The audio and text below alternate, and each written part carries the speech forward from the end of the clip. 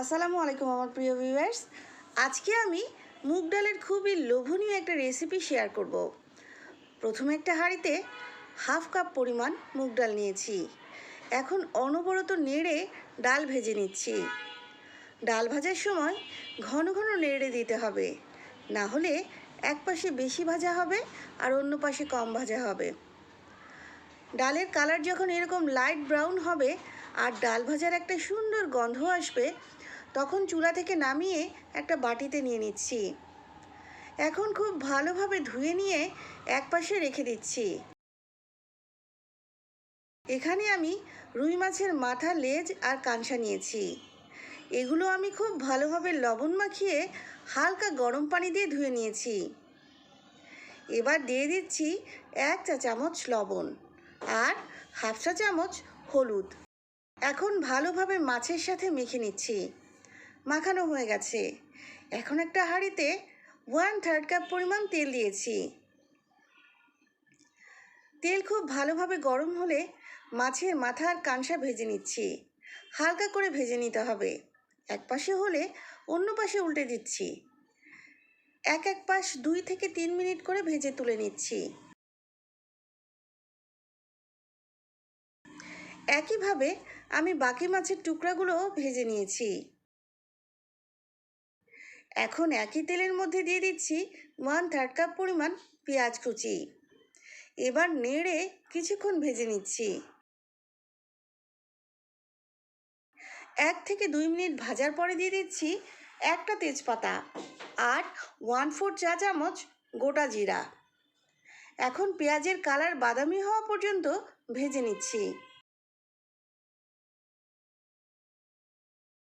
পেঁয়াজের কালার যখন এরকম হবে তখন দিয়ে দিচ্ছি 1 টেবিল চামচ পরিমাণ পেঁয়াজ বাটা, 1/4 টেবিল চামচ আদা বাটা, হাফ টেবিল চামচ রসুন বাটা।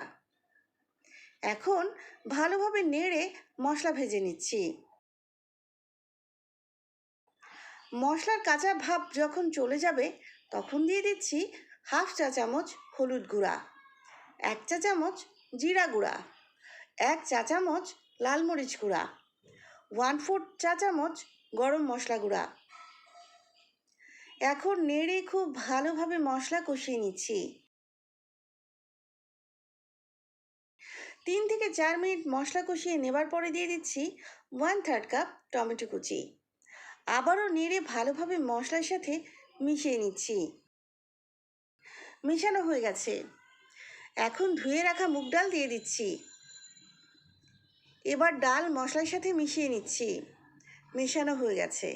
এখন 2 কাপ পরিমাণ পানি দিয়ে ভালোভাবে মিশিয়ে নিচ্ছি।